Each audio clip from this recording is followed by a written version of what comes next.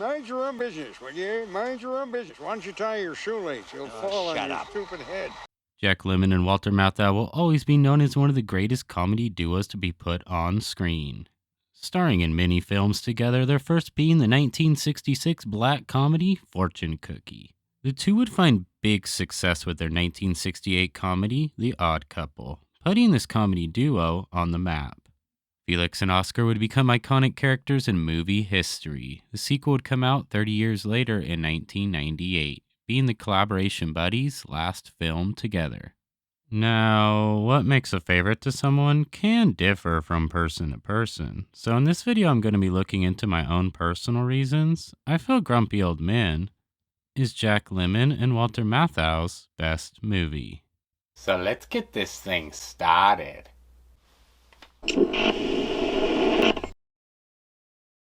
Grumpy Old Men was my introduction to the classic comedy duo, as I was just a kid at the time of its release. It wasn't until I got a little older that I even realized that they did previous films together, which led me to seek out past classics like The Odd Couple and The Front Page, two of my all-time favorites from this duo. Being my introduction to the actors, of course, makes the movie nostalgic for me. Which is kind of funny because the people who grew up on their original run that would have nostalgia feelings about their films from the 60s and 70s probably felt nostalgic about their return. Even though they returned in 1991 for JFK, that film was not what I'd call Walter Matthau and Jack Lemmon movie. Their real return was Grumpy Old Men.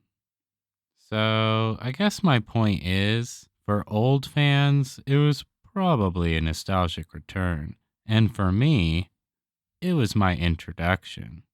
That would become nostalgic with time. So I guess you can say this movie was destined to be nostalgic. How could you do that to a 54 Super Zenith? This TV is a classic.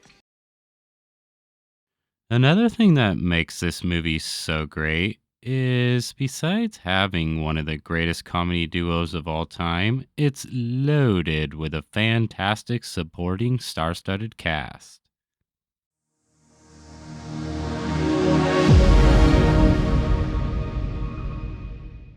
I'd like to stop for a second and talk about Burgess Meredith playing the father of Jack Lemmon's character, John. I first seen the actor in Rocky and the Santa Claus movie with Dudley Moore. But Grumpy Old Men was the first time I realized how funny the actor could be. His character, John Sr., is somewhat of a dirty old man, but his delivery makes it so funny, and every line he delivers in the film is a comedy classic. You mount the woman, son, or else send her out to me, huh? Against your windows, watching me like two Garfield cats. You know those kind that people stick to their car windows? Woohoo!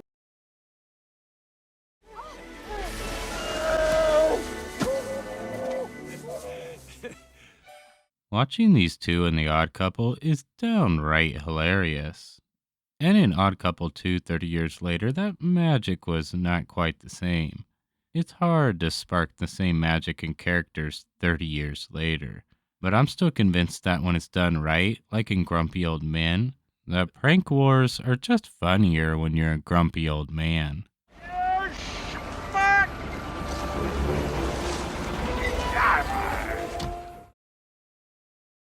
Behind a movie about two grumpy old men feuding for years for a reason that is actually kind of ridiculous, considering the one that's holding the grudge is Max over losing a girl to John, who ended up being an awful woman, which led Max to marrying a wonderful woman. So why is he upset? I don't know. It doesn't really make much sense.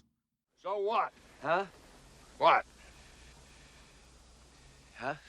But anyway, like I was saying, behind this silliness lies a movie with a big heart. From the opening scenes, it shows us two characters alone and widowed. The movie continues to make you relate to these characters and what they're going through in their lives at the time. The passing of the bait shop owner, Chuck, will touch your heart for a minute of sadness. It's also a story of friendship Behind many years of feuding actually lies true friends, and we get to see some of that when John is in the hospital. Seeing his emotions, Max shows he cares for his longtime friend. I would also say that Grumpy Old Men at its core is a love story. We get to follow John and Anne Margaret's character Ariel down their road to falling in love, and there are some real magical moments.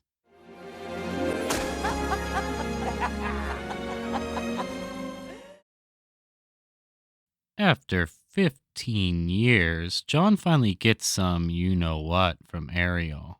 So you can imagine the man is feeling pretty good, which leads to one of the most classic scenes in the movie. With Otis Redding's Love Man playing in the background, John starts with a classic slide, followed with a strut down the hallway into the kitchen where he busts what I call his best move. Boom! The man is getting down. And then there's the back kick to close the fridge. Oh yeah.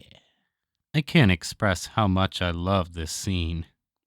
I always jump up in laughter and excitement as I start to hear the greatest soul singer ever bust on with John sliding across the floor. Anyone who has ever felt this way and did some kind of dance moves in their home feeling good will know why this scene is so classic. All right, we did a horizontal mambo. We danced it. Grumpy Old Men is somewhat of a holiday movie. The film starts right before Thanksgiving, and we even get to see the characters on Thanksgiving Day. Not only that, it's somewhat of a Christmas movie, as it then goes into Christmas time. This, of course, adds to the emotions the characters are feeling. We all know when we are feeling lonely or depressed in any way around the holidays, it seems to intensify those feelings. And I personally like the November-December feel of the movie. It also gives me more excuses to watch the film. You know what I mean? Watch it for the heck of it? Sure. Watch it for Thanksgiving? Heck yeah. Watch it for Christmas? Well, yeah. If I can watch Die Hard around Christmas, why not Grumpy Old Men? A good sequel can strengthen a movie's franchise, and I feel Grumpier Old Men does just that. The film was released 2 years later in 1995, and it checks off all the boxes. All the important cast returns, the comedy prank war is back, we get to see another sad loss of a character, this time being John Sr., and it even has a holiday thrown in there, this time being Halloween. And of course the fishing is here, and let's not forget a new woman comes to town, Maria Righetti, to open a new restaurant, leading to a love story, this time with Max. Everything the first movie has, Grumpier Old Men just gives you more of, and it's exactly what I want. More of these characters. Grumpier Old Men is my second favorite movie from this comedy duo, and I can't watch one without the other. One thing I think about when I watch movies and TV shows I've been watching since I was a child is how the characters stay the same age, but I just keep getting older. I see myself becoming older than characters I once looked at as way older than me. Grumpy Old Men is a movie I've liked since I was a kid, and I've grown with the movie, viewing it as a child in my teens, my 20s, and so on. Each time getting closer to becoming a grumpy old man myself, which I already think I'm partially there. There's something I enjoy about experiencing a movie through different time periods of my life. As I grow older with each viewing, it changes how I enjoy the movie, and how some viewpoints can change. I feel Grumpy Old Men just gets better with time. It's a film for me that will never get old.